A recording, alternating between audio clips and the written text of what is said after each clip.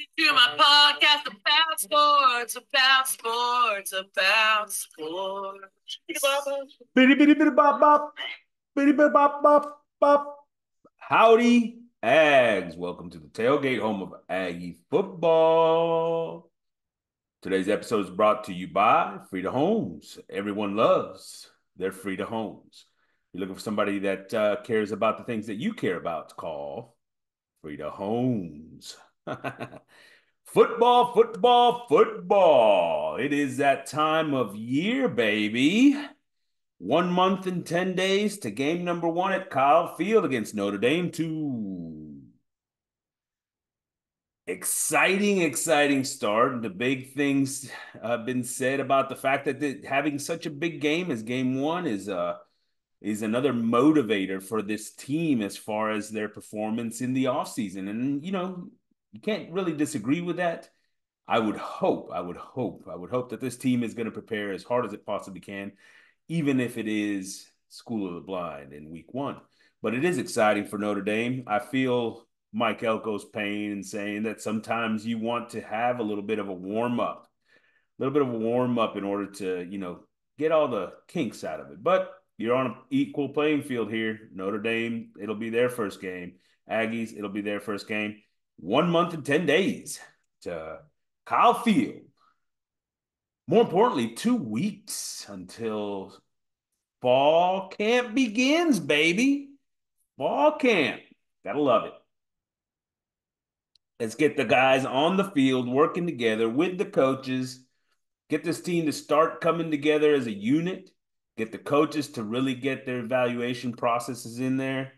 And, you know, really start developing the intricacies that it takes to have a successful offense and a successful defense and successful special teams. Let's see who the newcomers are that are gonna just absolutely blow it up. Who got here this summer? Is Bussy? Where's he gonna be at? We'll talk a little bit more about that. Today's show, though, SEC Media Days, and then the most critical players for A&M in 2024. We're going to talk about the most important things said at SEC Media Days. Let's start with one, Connor Wigman healthy. That's big because it wasn't just Connor Wigman's good. He's going to be ready for the season. He's progressing. No, no, no, no. It was Connor Wigman is healthy, 100%. He's cutting, he's running, he's throwing. He is no restrictions. And that's huge. That's huge.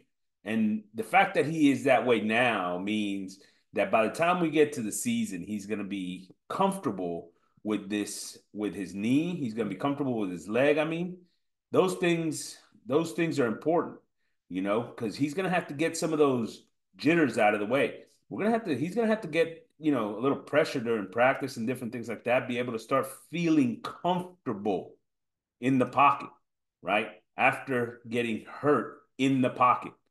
So the fact that he is full go, 100% full go at this point is a great thing because it gives him plenty of time to really shake off all the jitters after last year's injury. Make sure that he is feeling comfortable on that leg, right? I'm excited about that. That was probably the most important thing that was said at media days. Let me say this actually, maybe second most important. Second most important because what might be the most important was Shamar Turner's comment of stop the talk, start the work.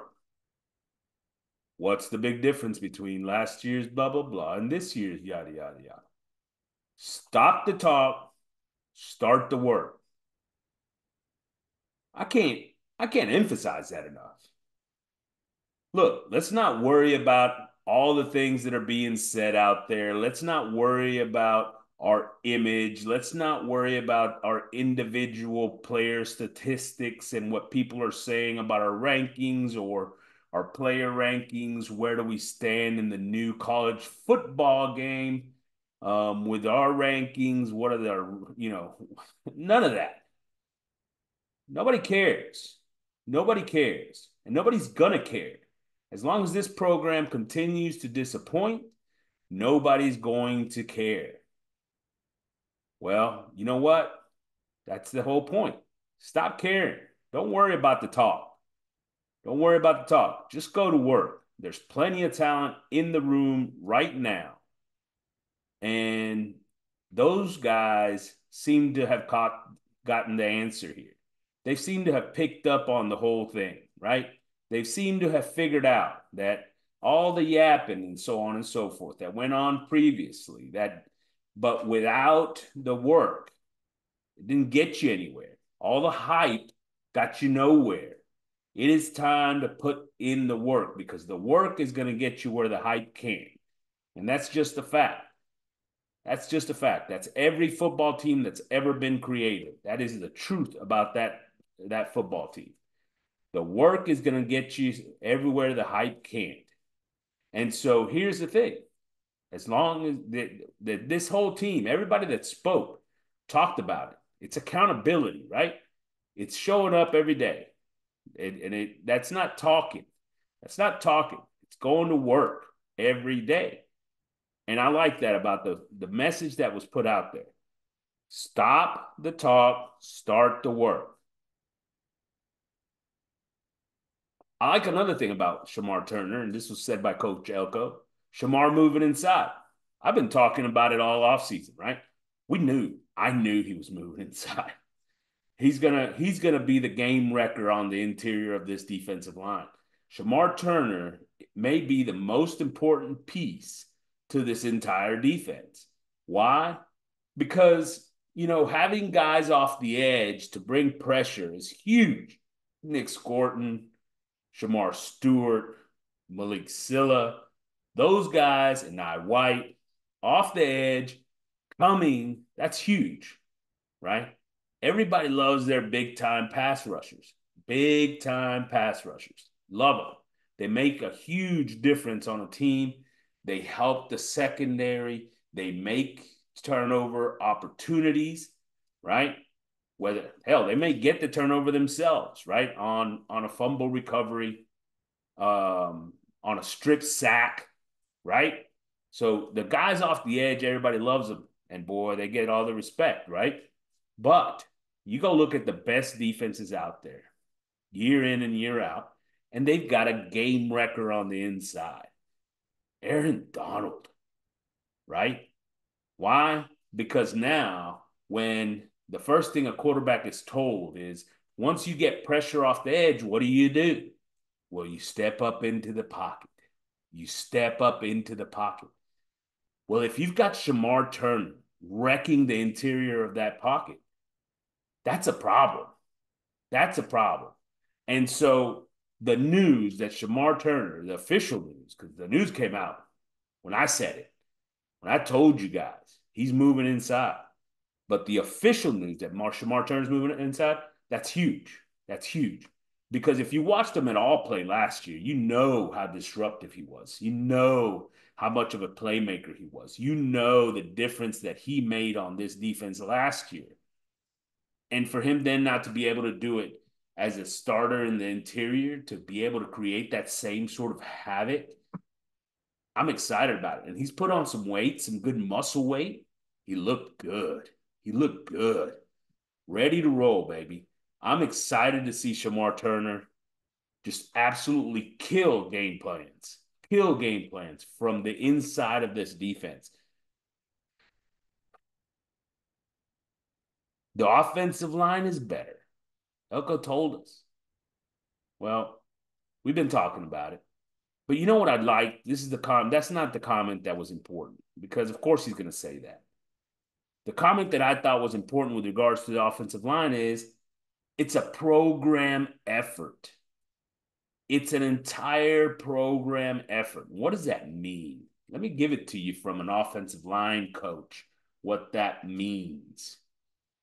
One, it means you got a better offensive line coach, right? You now have got a guy that has that it's going to be a lot better with regards to teaching technique and teaching, eyes and hands and feet than the previous guy, right?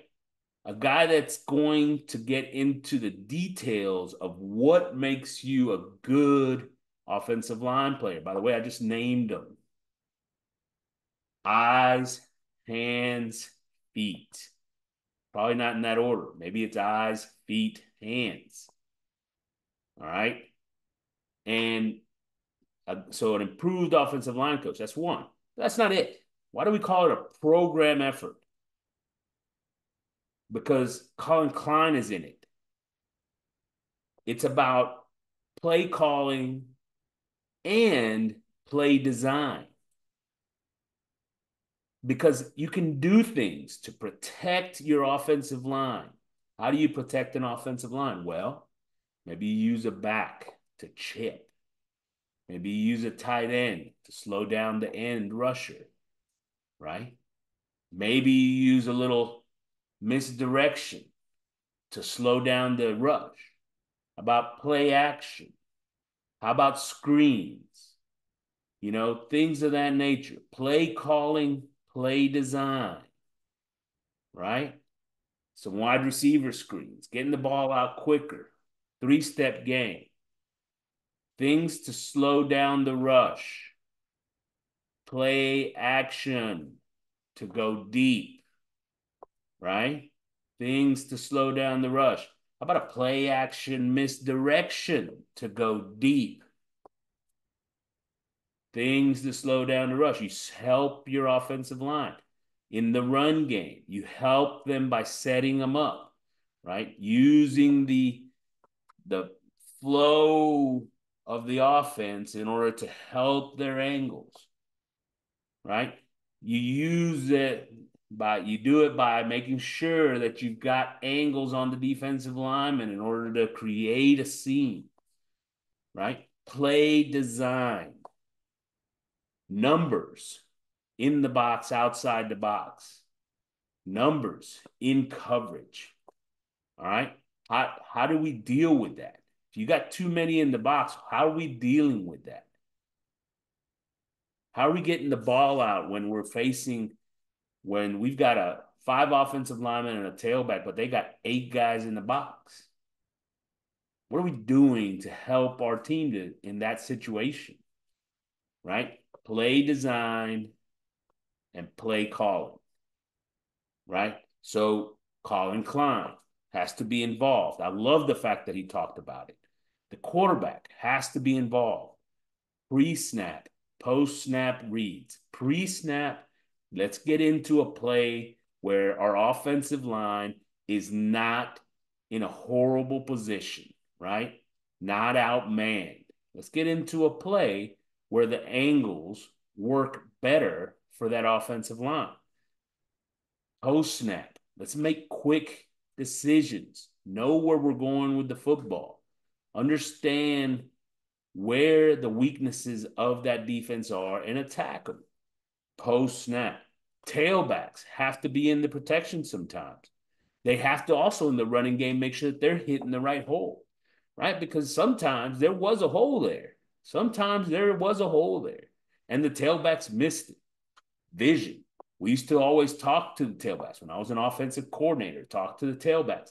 Look, there's a time when you bounce, but your first look on a cut, your aiming point is here, then you got to go backside, right? The bounce is almost nature. Like it just opens up so much you go, right? But as far as where you're looking, you got to know where the cutbacks are. Understand where the holes are going to be created. Use your shoulders and your angles in order to influence linebackers. And then plant and cut. Plant and cut off of that, right? So understanding where the leverages are. That's going to help for a tailback to help the protection, help the running game, right? Wide receivers, they've got to block. in situations also where the ball's getting out quick. But not only that, they got to get to their spot and they got to get to their spots on time. That is going to help the quarterback get rid of the ball on time. All those things are little pieces of it. Defensively, let's put our offense in a good position. Let's not let this other team go an 8-play drive and pin us inside the one, right? So everybody's a part of helping the offensive line. Everybody. And I love that. I love that idea, right? Because the offensive line is a key component here, but they're not on their own. People can't just say, oh, the blocking was horrible. That's not just offensive line, by the way. And sometimes it has to do with the play calling. Sometimes it has to do with the quarterback. Sometimes it has to do with the wide receivers, right? And so the fact that Mike Elko came in, his point with the offensive line was not just, hey, we've gotten better, we've been working really hard, individual drills have been going great. Nope. It's a program effort. And that is huge. There's something that I'm going to come back to there, but Damian Sanford working his butt off. Damian Sanford working his butt off.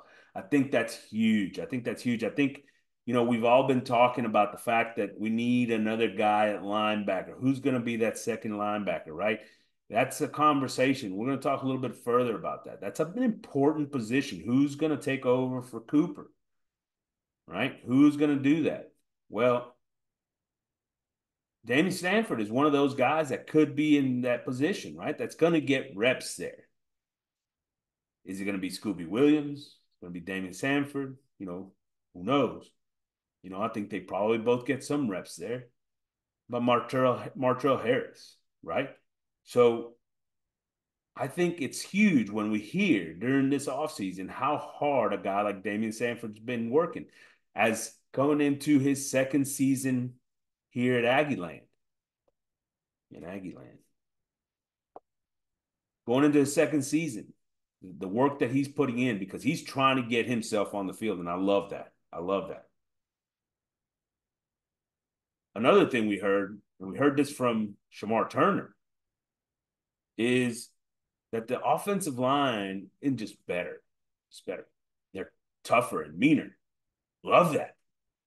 He talked about Reed Adams and the fact that he's brought an attitude. He's brought an attitude to this offensive line, man. And to me, there's one thing about, it's just physical play and you take care of your own business. But there's another part to offensive line play, and that's a nastiness, sort of a feel that, look, this is my area in here. I'm gonna whoop you, right? Like you get guys that have that sort of mentality, and it changes things, right? I think adding a guy like Reed Adams has done that. He's apparently brought that sort of mean streak. You see it in a guy like Besantis as well. Besantis is a guy that brings that attitude. And I'm hearing lots of good things about Naboo. So, these are the interior of this offensive line feels like it's going to be a lot better because of it. But the thing that I loved hearing is toughness, right? Attitude from this offensive line. I love it. Love it. The other one, Connor Wigman, took and invited all the wide receivers out to Austin to the lake where they went and spent a week just working together, camaraderie, the whole shebang, right? And that's awesome too because, it shows his leadership. It starts getting chemistry together, but not only that, I think it gives him a lot of more input as to who's out there, right? Who's out there? Who's the guys that have been making plays? Who's the guys that have been taking care of business? He knows. He knows. And you reward those guys as a quarterback, don't you? I think you do. I think you do. And we'll see. And I think that's awesome news. That's great stuff right there. That's what the great ones do. Um, and then the fact that Elko basically says nothing, right? He basically says nothing. Complete coach speak, which is so much better than listening to the guy before him, his predecessor, talk about execution, execution, blah, blah, blah, blah, blah, blah. Everybody's great, blah, blah, blah, blah, blah, right? Like, it was the worst freaking press conferences ever. And what it told us was we were being led by somebody that didn't have any answers. Well, no, that isn't the case anymore. That isn't the case anymore. I love the fact that Elko came out there and said exactly what everybody would expect coach speak. That's it. No drama, no big, statements, nothing. Just stayed right down the line. Love it. The other thing I love about what everybody said at SEC Media Days on the Aggie side, toughness and discipline. What's the biggest difference? Toughness and discipline, accountability. Toughness and discipline, accountability. I'm not talking execution, fellas.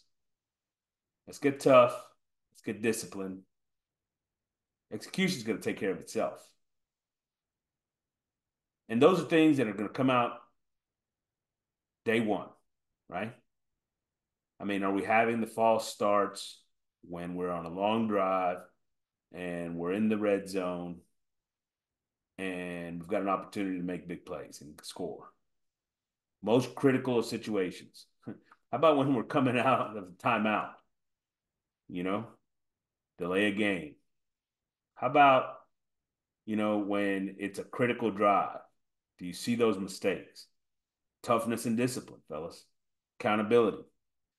And the fact that, it was, if you're not accountable to get to class, if you're not accountable to make it to practice, to get to time on time, be where you're supposed to be at the time you're supposed to be there, you're not going to be accountable on the field.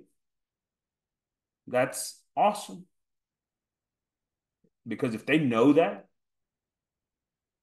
that means that they understand that they won't be on the field. And now you have to follow through, right? Now you have to follow through. Terry Bussey, buddy.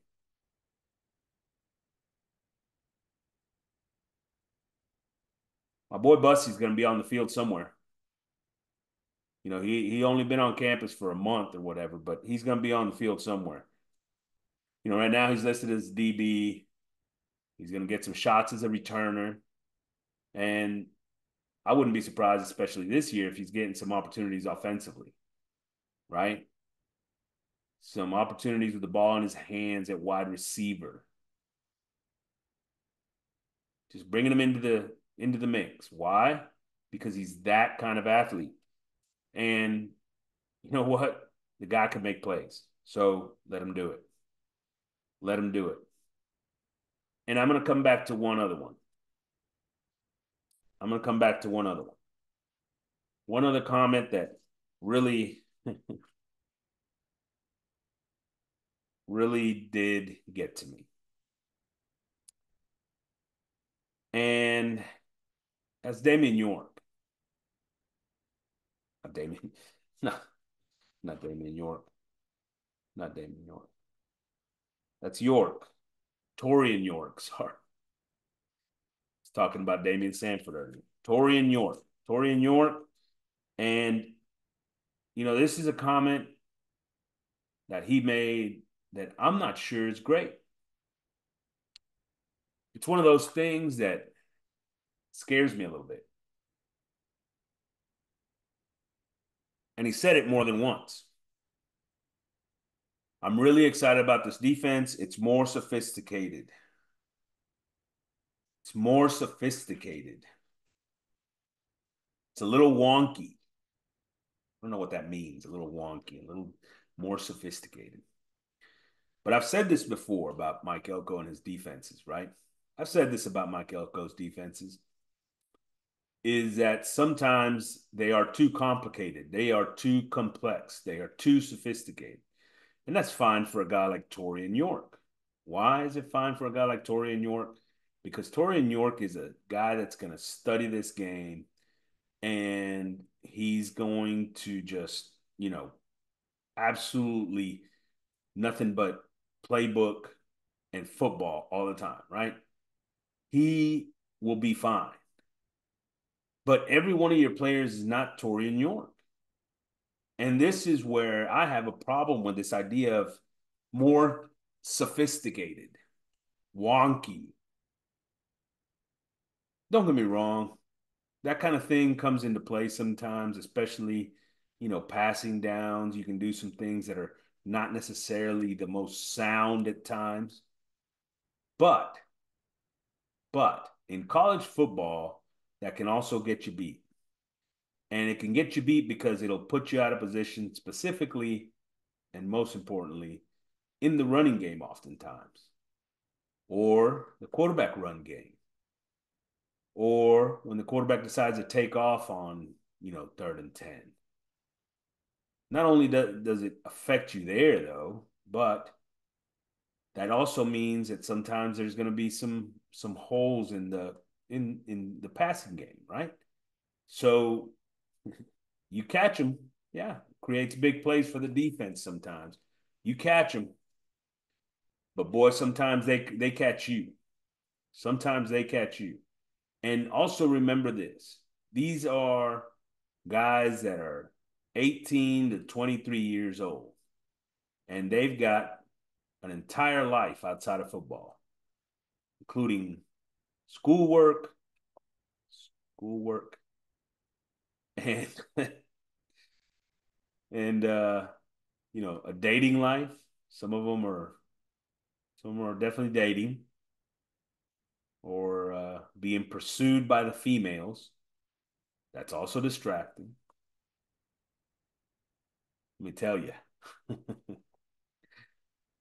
But here's the thing: the more complex this defense is, the more mistakes those guys are going to make. And I'm not saying, hey, this should be this, one play, make sure they're on. No, but you do want to make it easier on your players. And especially early on in the season, let them figure things out, new system, everything else. And then add some complexity, some wrinkles, some wonkiness. But I'm going to tell you, you show up to Notre Dame and you're running all this complex stuff, they're going to run it right down your throat. And that could be a problem. That could be a problem because next thing you know, one guy's out of position and the tailback took it out the back end. That just happens. That just happens. Make sure that you're sound first and then add complexity.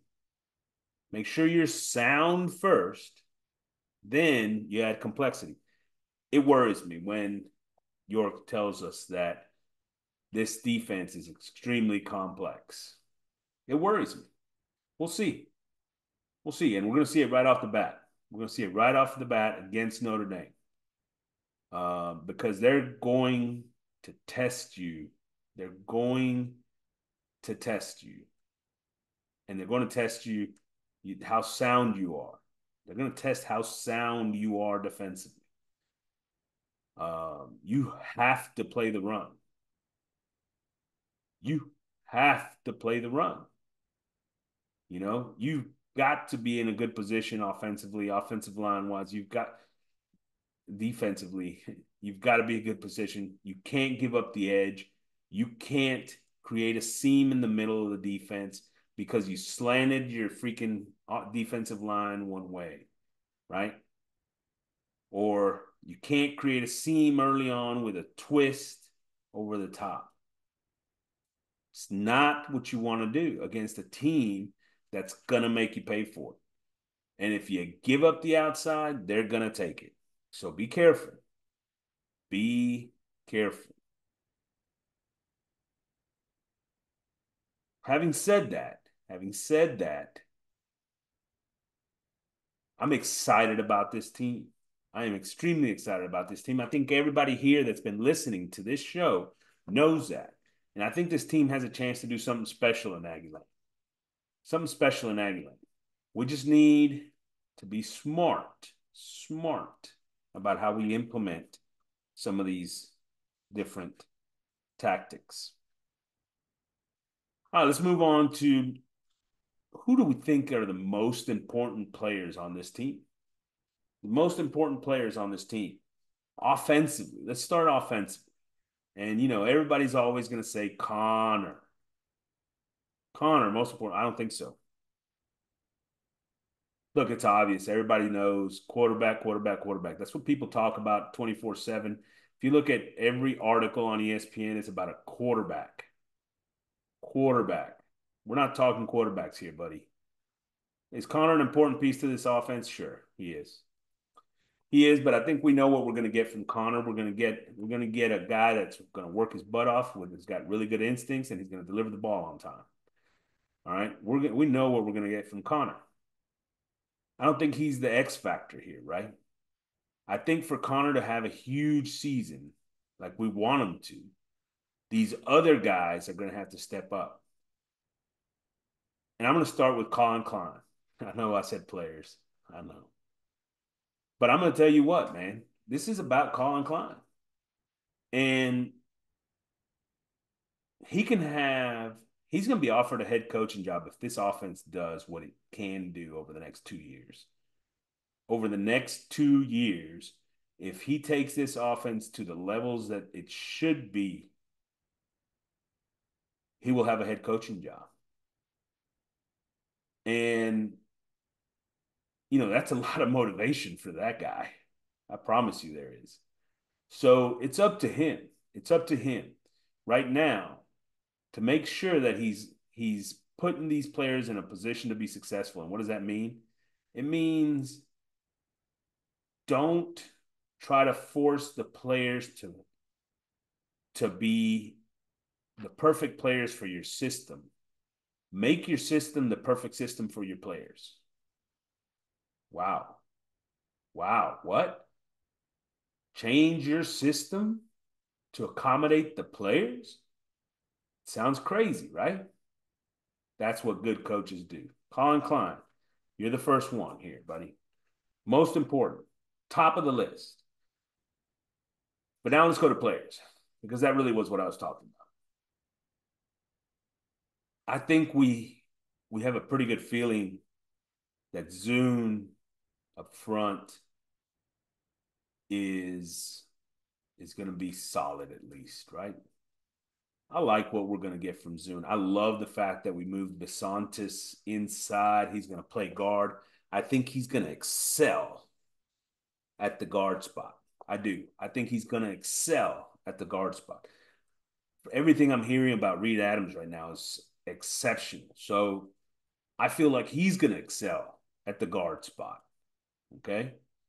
I think our guards all of a sudden are going to be not only solid, but excel, excellent. And we've done this, and, this has been a problem over the last couple of years. Those guys have struggled at times. We've talked about the guard play here. It's been a problem, but not as big of a problem as the centers. And specifically, the former track guy. And I don't want to get into Foster, but the fact of the matter is that we have not played well since he's been the starter at center. And so Nabu is a big time player here. I think he is going to be huge for this offense. I think that it's going to be, and look, not only that, but everything that I'm being told is how hard this dude is working to get that spot, how hard he is working to solidify this offensive line, how hard he is working to with the playbook. and the calls and all the things that a center is responsible for. And I'm excited about that. So Nabu, right there, first first one, most important. But also fathery and crown over, right? One of those two guys is probably going to be playing start. You're starting right tackle, right? One of those two guys is starting at right tackle. I think it's fathery. I do. I think he's healthy. I think he's dedicated. I think he's going to be better coached. I think the dude has the skill set to be an all pro at the next level. Definitely all conference, all American.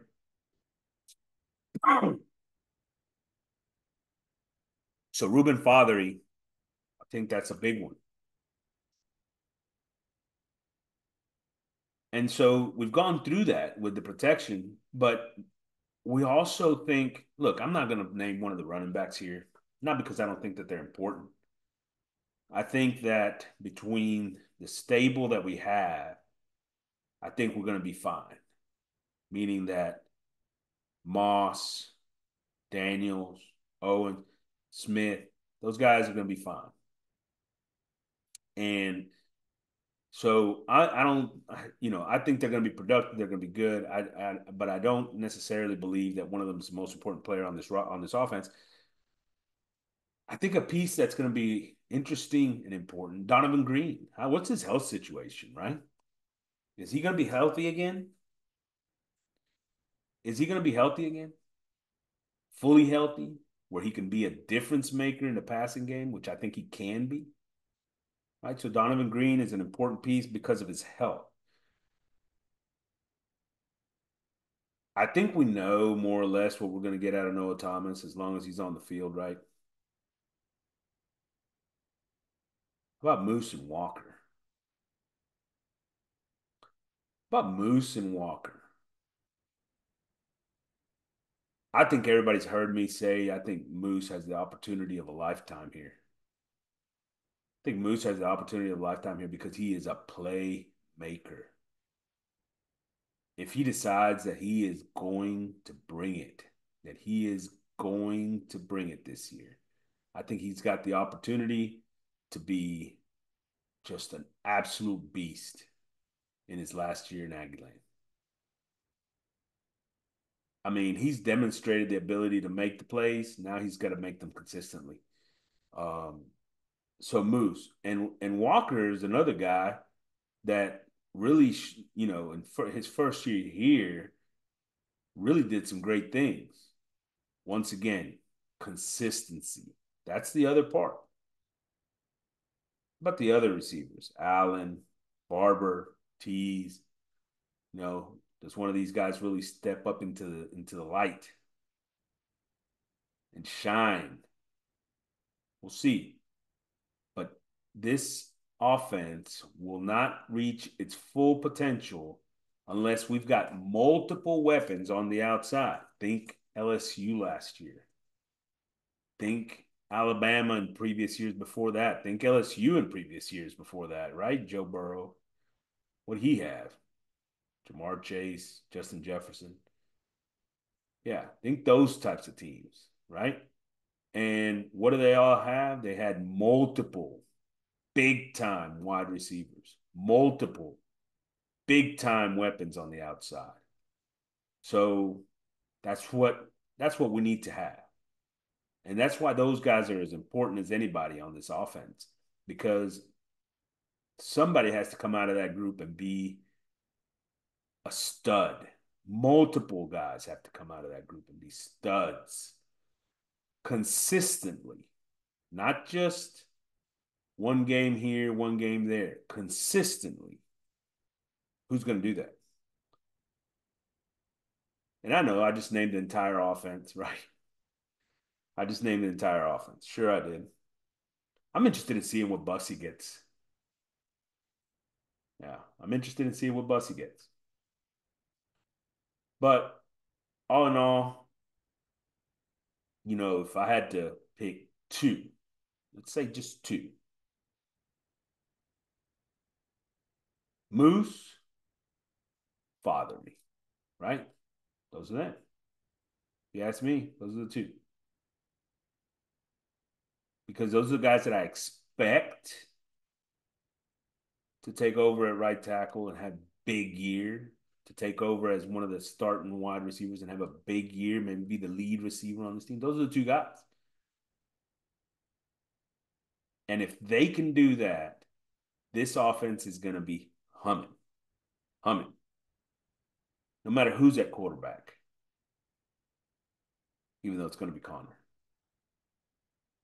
But defensively, I think I talked about it, right? I think Shamar Turner is right at the top of that list. I think he's right at the top of that list because of the fact that he's going to be the game wrecker on the inside. I think he's going to be a big time playmaker on the inside. Elko, please let him be a playmaker on the inside. Let him loose. Let him play. Shamar Turner is right at the top of that list. Look, we can talk Nick Scorton. I think we all know he's a big piece of what's going to happen here for this defense. But I think we've got a couple of other places. Nick Scorton's right in that on that list for sure, but not at the top. To me, he's not at the top. Why? Because we've got Shamar Stewart, because we've got Malik Silla, because we've got Nye White. You know, because all these different bodies that we have on the edge, right? So to me, Nick Scorton is going to be big, but he's not as big as some of these other guys I'm going to talk about. We said it earlier. Who's the second linebacker? Who's stepping in for Cooper? Is it Scooby Williams? Is it Marshall Harris? Well, I think the key guy here is Damian Sanford. I think the key guy here is Damian Sanford. And I think that dude's got a lot of talent. He's got a lot of talent. And he's got the want to. He's got the want to. My X factor is Martrell Harris because I think physically the dude could be a monster, right? I do. I think he could be a monster. So he's my X factor. But I think it's Damian Sanford. I think that's the guy that ends up standing up next to Torian York. I do.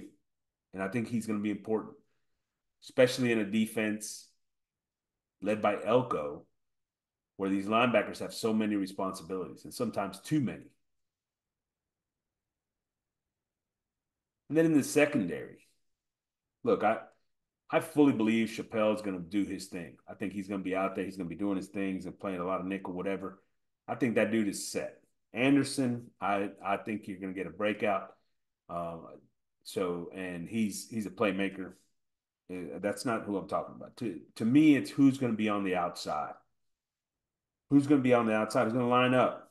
Is it Lee, Saunders, Hill, Mays, Ricks? Who's going to be lining up on the outside? Because I think that they're going to be on islands from time to time. And that's okay because those guys can cover. Those guys can do a job. They got to be better coached. But the guy that I didn't name and the guy who I think is probably the biggest piece to this defense, Javon Thomas. Second biggest piece. Keep saying the biggest. Javon Thomas. In the secondary, I think he's the biggest piece because I think he's going to take a huge step in his second year, and I'm expecting it. I don't think that you can keep him off the field. I think he needs to be on the field and he needs to be developing. He's that kind of difference maker athletically. Javon Thomas.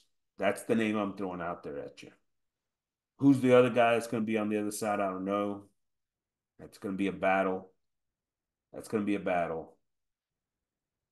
But, and I think you've got the chance to play a lot of different guys.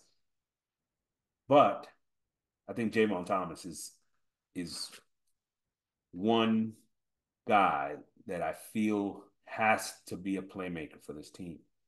The question: who's the other safety, right? And we know Anderson's going to be out there. We feel pretty good about that. Is it Jones? Is it Kerr? Is it Ratcliffe? Is it Brooks? Another one of those young guys that get on the field. You know, Kerr, has shown it a little bit over the last couple of years. But physically, he's not the most gifted guy physically compared to a guy like Ratcliffe, for example, who's got the size, the definite size you want out there. But does he have the instincts you need? How about Jones? Jones maybe has some good experience and has played some and done some things.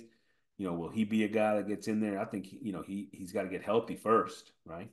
So they've got a good mix to get in there and play. Who's going to take the reins? Who's going to take the reins?